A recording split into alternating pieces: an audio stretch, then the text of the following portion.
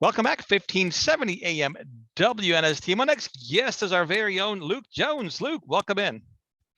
Hey, Dennis. How's it going, my friend? It's going very well, my friend. I've been enjoying reading up on the Ravens, your 12 thoughts, and also all the updates with the many changes on the coaching staff. Yeah.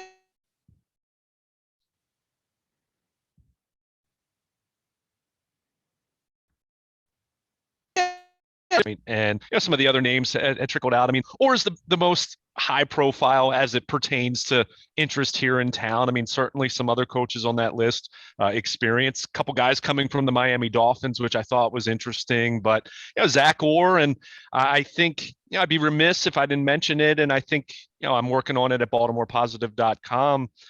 Big objective for Zach Orr at inside linebackers coach is going to be, where is Patrick Queen at this point? We certainly saw improvement the second half of the season, but let's face it, he was drafted in the first round. Any inside linebacker in 2022, this era of the NFL, you're going to be drafted in the first round as an inside linebacker. You need to cover, and you need to cover well, and that has not been something that Patrick Queen has done at a very high level, certainly not at a consistent level over his first couple seasons. So I think it's fair to point out this is going to be his third different position coach in 3 years, which isn't exactly ideal. But I think, you get into year three, and, we can all remember Ravens players that even went on to become very productive Ravens players 2 years into it, not looking like a star, not looking like it's going to pan out. Tyus Bowser comes to mind as an outside linebacker. A couple years into it was looking like he was a bust as a second round pick.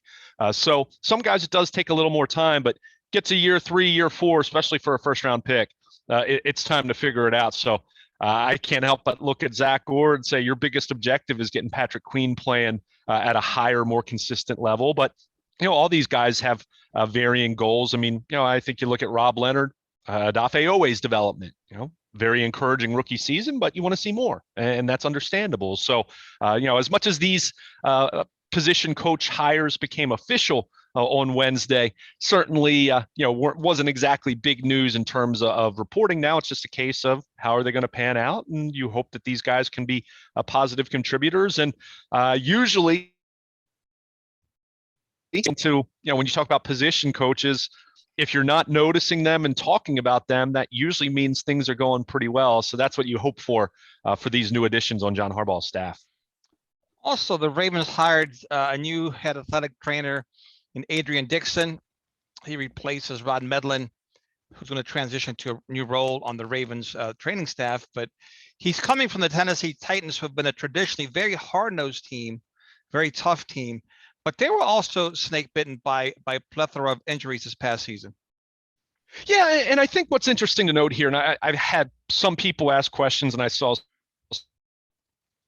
fans kind of asking about, what this means for Steve Saunders. Keep in mind, the head athletic trainer, certainly he's going to have input and ideas for best practices, but he's generally the guy that's dealing with the player who already has an injury, right? Has already dealt with an injury. So, and some, as you pointed out, the Titans were a team that was nearly as injured as the Ravens last year. When you look at especially some of their highest profile players missing time with Derrick Henry and AJ Brown. But I think this is much more on the side of recovery and what can you do to, one, diagnose an issue, two, cultivate a more rapid, more complete recovery so guys aren't getting back on the field and then having setbacks. So I'm not going to sit here, Dennis, and try to blow smoke and say that I have much of a knowledge of Adrian Dixon beyond reading his profile, reading his bio. So he certainly has credentials and degrees and seems like someone who has really worked hard. So, I don't have, any issues with the hiring whatsoever, but talking to a couple of people in the organization, I do know is a pretty extensive process that the Ravens went through to hire him. So you hope you don't have as many injuries. And again, that's going to be more on the strength and conditioning and injury prevention side, which he might have some, like I said, some influence, some ideas, but he's much more going to be on the side of when a player gets hurt, or in the case of the Ravens in 2022, and we talked about this quite a bit last week, the guys coming back from injury, what are you doing to make sure that's a rehabilitation that's complete, that's rapid, as quick as it can be, but you want it to be as complete as can be, that they come back and they're not just cleared to play, but they are as close as humanly possible to being the player they were prior to the injury. So certainly John Harbaugh said at the end of the season that they would leave no stone unturned. And I can't say that this is a big surprise. I guess the only surprising element of it is Ron Medlin staying on the staff in, the Ravens aren't going to say it, but clearly it's a diminished capacity, clearly a different capacity. And it's not to say that we don't even know if there was even that much unhappiness with his specific job. It might be circumstances for him, might be circumstances for the organization to just augment the staff, alter the staff, or he might have just said, hey, I'm looking to retire. I'm not ready to retire yet, but maybe it's the right time to take a step back. I don't know that. And again, from a big picture speculation standpoint, again, we'll see how it plays out. It seems like Dixon is quite highly qualified. So that's a good thing for the Ravens to hopefully not be in the same position they were this past year from an injury standpoint. Well, maybe Medlin was exhausted after the season that he had. Yeah, there you go. Utter exhaustion. How about that? He didn't sign up to treat 30 players, maybe 10 or 12, but not 3 times that amount. But we'll shift our gears here to your 12 Ravens thoughts counting down to the new league year. And it was, of course, the very first thing you talked about was the franchise tag and the 2-week window, that they don't have a really logical, to use your words, candidate this offseason. But you did point out that the projected 22 quarterback tag is $28.6 million, which is actually lower than I thought it would have been. Yeah, and it'll be more because the cap's going to continue to go up, and you know that there are going to be some other deals factored in there. And to be totally honest, I believe that was over the cap.com's projection. Okay. I have seen the numbers vary a little bit, but not by more than like $1 million either way. But I mean, that's the thing right now, and I saw one source throughout Deshaun Elliott as a franchise tag candidate, and I just shook my head at that. I mean, no way. And I have nothing against Deshaun Elliott. He, even if he'd stayed healthy this past year, you're not giving him the franchise tag. I mean, Bradley Bozeman, too pricey for him. You go down the list. So they don't have a candidate, but a year from now, if we're still talking about Lamar Jackson not having a long-term contract extension, and I'm not suggesting that will happen, but you just don't know. I mean, Dallas certainly wouldn't have planned that with Dak Prescott, but there they were, and you saw how it play out, and they still got a deal done. So, even if it comes to that, but yeah, if we're talking a year from now that Lamar Jackson's still unsigned and a few weeks from hitting the market, there's no question about it. He's going to get the franchise tag, barring something completely unforeseen between now and then that I can't even imagine what it would be. So yeah, that could be a much different dynamic, and I think it's just it kind of speaks to the craziness of the AFC North in general. As you get to my second thought, as you so kindly pointed out, my work at BaltimorePositive.com, but it's a wild division. I mean, you really think about, all the Lamar Jackson extension talk. What's going to happen in Cleveland as far as Baker Mayfield? I mean, I think we've all acknowledged that he was hurt this past year. Will he be better this year? Sure. Will he be good enough for them to want to commit to him long term? I have serious doubts about that. Pittsburgh, what's going to happen with them? Are they going to take a swing at a rookie quarterback in the first round? Malik Willis, I guess, has been linked to. They've been linked to him a lot, just from a speculative standpoint. But are they going to go that route, or are they going to go the route of trying to acquire a Jimmy Garoppolo? Do you go the route of a Marcus Mariota flyer, as I've seen some people throw out just Mariota in general? But they've got a pretty good roster. But until you get that quarterback piece, and let's face it, Ben Roethlisberger wasn't that great this past year by any means. So if they get a decent quarterback in there, even if it's not the guy that you necessarily say is going to be their quote franchise guy, certainly changes their complexion as it relates to the division. And then, the other guy in the division just led his team to the Super Bowl. So it's quite a division in terms of, the haves and the have-nots, and the questions as far as just what's going to happen with some of these guys like Lamar Jackson, contractually speaking. So it's wild in that way. But the franchise tag, and typically you don't too often see teams use the tag immediately in that 2-week window. A lot of times you'll see a team try to use that as some leverage to try to get something done to avoid that happening by early March. But certainly there'll be some guys tagged around the league, but don't expect anyone from the Ravens to receive that at least this offseason. That's for sure. Well, and also in the division, Luke, as you were talking about it, the head coaches are all safe. Perhaps maybe not Kevin Stefanski if the Browns should miss the playoffs again. But with that said, there was talk that the Ravens were working on an extension for John Harbaugh, and it seemed like we haven't heard anything in the last week or two about that. Doesn't mean that they're not still working on it, but it seemed like that fell off everybody's radar. Yeah, and from what my understanding is on this, Dennis, it sounds like it's just what the reports, some of the speculation, and John even addressed it during his season-ending press conference that, he kind of addressed it in general terms that, hey, I want to be here. I want to be here as long as the Ravens want me. I get the sense that Steve and the Ravens are committed to me. So I think it's much more a formality kind of deal. I mean, it's not as though he's a free agent right now as a coach. But So I he think does have 1 year left on his contract, right? So. Oh, right. Well, right. So, but my point is, it sounds like something that will get done. I haven't heard anything that suggests otherwise. From all accounts, John still has a good relationship with Steve. John's relationship with Eric DeCosta seems to be completely fine. I think they're happy. I think Steve, as much as he's making the transition at the team president spot with Dick Cass retiring and Sashi Brown coming in, I think he really values the stability with DeCosta and Harbaugh. So I think that will get done. It's just a matter of when it's going to get done. I don't think it's something that they're actively working on that they feel they need to get done this week, but it's on the list of things that they want to get done, before they get anywhere close to the season. And, at this point, I've heard nothing that suggests taking that sentiment at anything but face value. And there has been a shift this offseason already with Sashi Brown joining the team and Dick Cass's retirement. That'll certainly have an impact on their operations.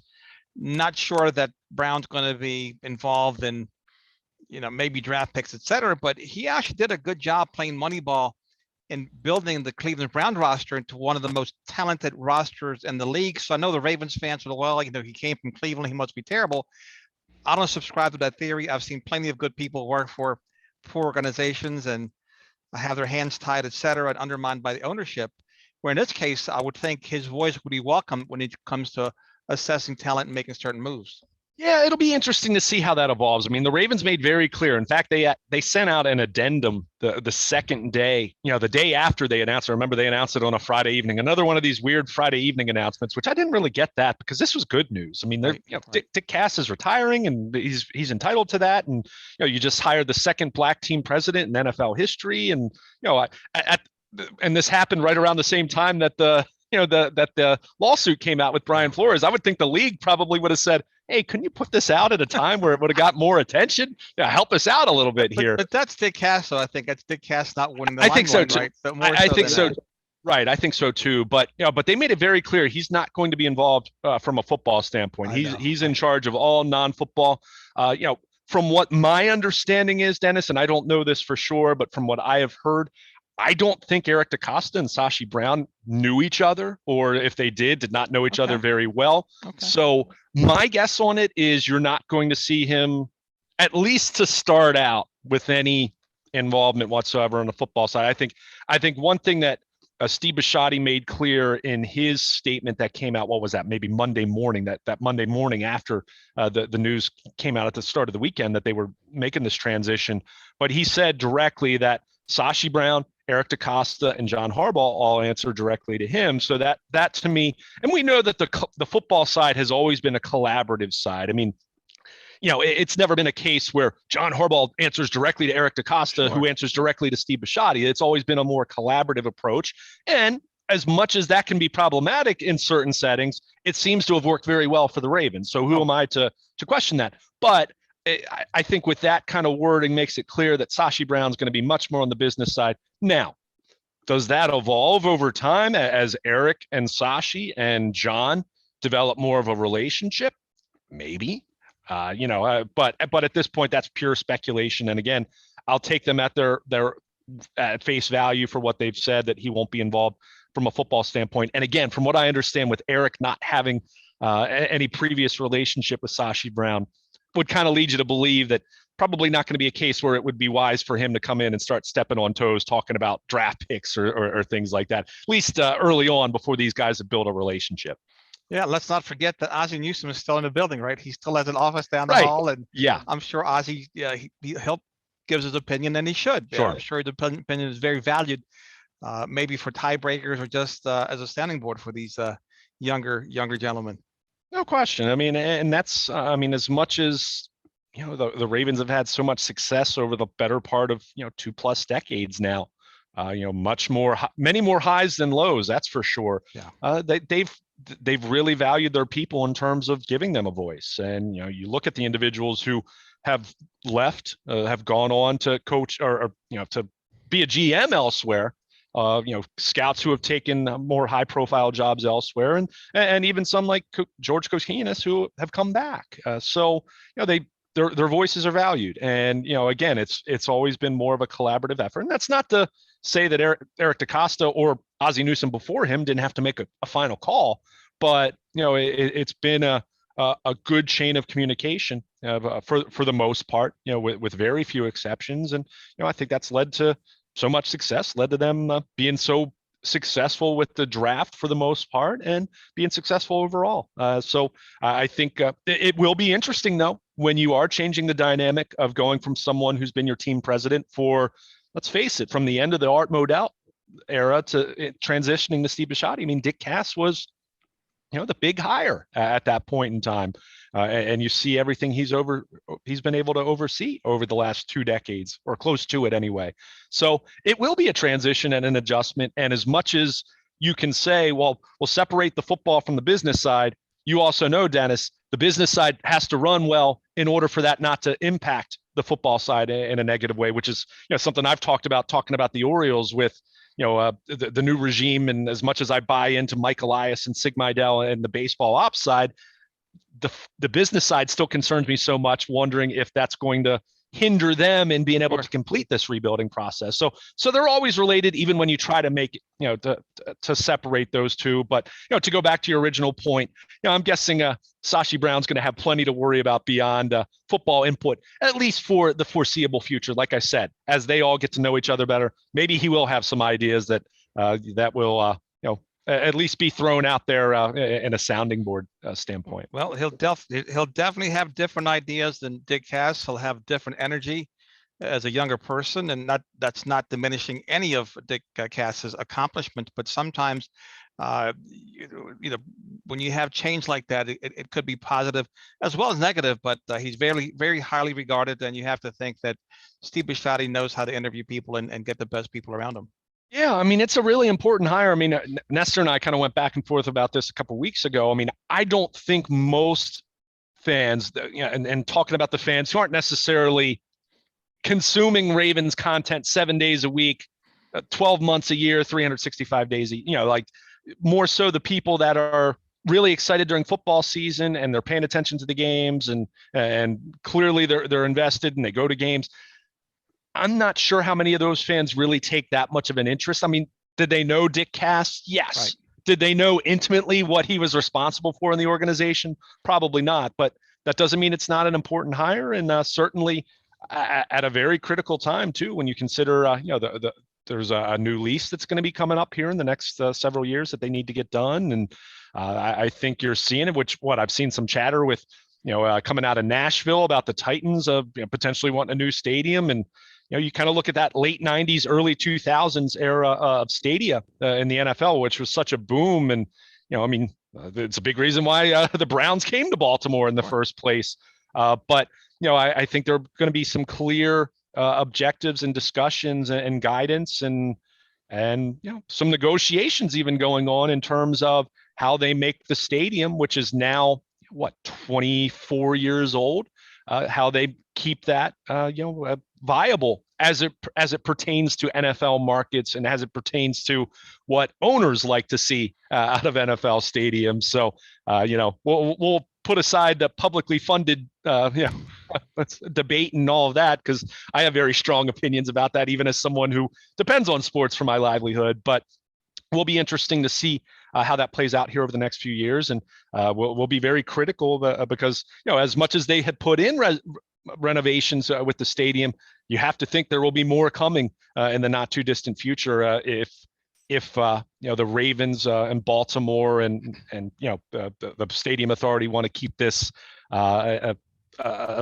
facility that's considered still an above average venue, let's say for NFL franchise. We went down to Miami to watch the Ravens this past season, and I liked the stadium a lot. I mean, maybe it was just the weather, but the parking was great. I thought the stadium was great. The venue was great. The outcome wasn't so great. The game wasn't great, but I did enjoy it. I have to confess. I know I've heard mixed things about the Hard Rock Stadium, but for one, I liked it. Yeah, I mean, and they put in a lot. I mean, technically, that's still that's old Joe Robbie, right? I mean, but they've done so much work to it. I mean, dramatic facelift to that. I mean that's what we're going to be looking about here. I mean, I'm not suggesting that the Ravens are going to need a new stadium in the next 10 years, but I think it'd be naive not to think that there aren't going to continue to be some upgrades and modifications and what that means in terms of we've seen more of the on-field boxes that stadiums have, where not just the sky boxes on the between the second and the third level, but luxury suites that are actually on the field, where people have a chance to really watch the game up close in luxury. That certainly the gambling element and wager, in stadium wagering, I think is going to be something that you're going to continue to see be talked about more and more and become more and more mainstream. So, these are things that the Ravens know and Steve Bisciotti knows are coming down the pike, and they're clearly have a confidence level that Sashi Brown, with his experience with the Wizards and clearly being in the NFL before that he'll be ready to take a leadership role in guiding the organization through what's going to be a pretty pivotal era for it here in Baltimore. And I got to tell you, I did have reservations for in regards to Dick Cass. He was involved with the Dallas Cowboys, I believe, when the acquisition of the team by Jerry Jones, and he also worked for Jack Kent Cooke. So to me, here's a DC lawyer coming to Baltimore, and us Baltimore guys, anytime we hear anything with DC, we kind of our red flags go up. But he turned out to be a very good president for the club during his tenure here. Yeah, and that's where I go back to what you said a couple minutes ago. I mean, you just have to kind of lean on Steve Bisciotti and his experience level in hiring people. You don't become as successful as he has. I mean, you're not talking about someone who was born into some kind of millionaire, billionaire kind of empire. I mean, you hear the self-made narrative, and it doesn't apply to a lot of people that try to use it sometimes, but it certainly does apply to some people. And he fits that description, and he hired a lot of good people and depended on them. And you look at what his track record has been with the Ravens; it's been pretty good. Not perfect, certainly, but it's been pretty darn good. You have to have that trust that he's hired the right person here. And hey, Dennis, we don't know for sure. Time will tell. I mean, it ultimately comes down to that when you're talking about having only your third team president in team history. Just shows a lot of stability, but it also shows that at some point in time it may not work out so well. But there's no way of knowing that right now beyond just putting in that trust in Steve Bisciotti to make the right hire there. But well, the nice thing is it's always nice when somebody gets hired that's already working for somebody else. He didn't get fired. He wasn't looking for a job. So he was that highly thought of that he was poached from another organization in the sports world. No question about it. And again, it'll be interesting to see how it evolves here over the coming months. And as I said, I mean, get closer to that lease expiring. What is it? I guess it's about 5 years out. I think it's 2027, 2028. Again, not sounding the alarm, but clearly a period of time where they're going to have to do some negotiating and get something ironed out. Not going to be it's not going to be a 20-year, 30-year lease or anything like that on a stadium that old, but certainly you're hoping 15 years and then you're talking about making some upgrades and modifications and things of that nature. And again, people way smarter than me, people above my pay grade will have to sort that out. I don't know about all that. You're being humble right now. And with that, Luke, I appreciate your time as always. Please tell our listeners where they can find you on social media, your presence on WNST, BaltimorePositive.com, all the great stuff that you do. Absolutely. I encourage everyone to follow us on Twitter at WNST. You can follow me personally at Baltimore Luke. Check out my blog, sponsored by Coons Baltimore Ford, at BaltimorePositive.com. The latest on the Ravens assistant new position coaches. I'll have my piece laying out the main objective for each of them. Probably stay away from the defensive quality control coach because that's not really a position coach. Probably someone that's not going to be mentioned, in our discussions here anytime soon, Dennis. But you can check that out. As you mentioned, my latest 12 Ravens thoughts. Had some thoughts earlier in the week. I did a piece on 5, technically 6 young Ravens players I'd like to see more from in 2022. The Ravens need to see more from in 2022. You can probably imagine at least a couple guys who land on that list, but you can check out all of that at BaltimorePositive.com. Dennis, 'tis the season. You want to be on the WNST Baltimore Positive text service sponsored by Coons Baltimore Ford.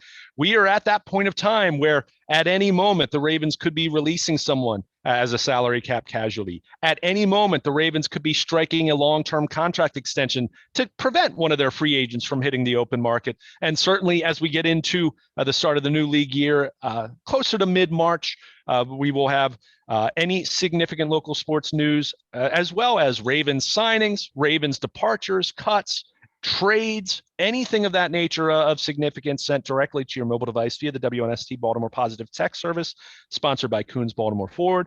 And of course, anything throughout the week on AM 1570 with Nestor.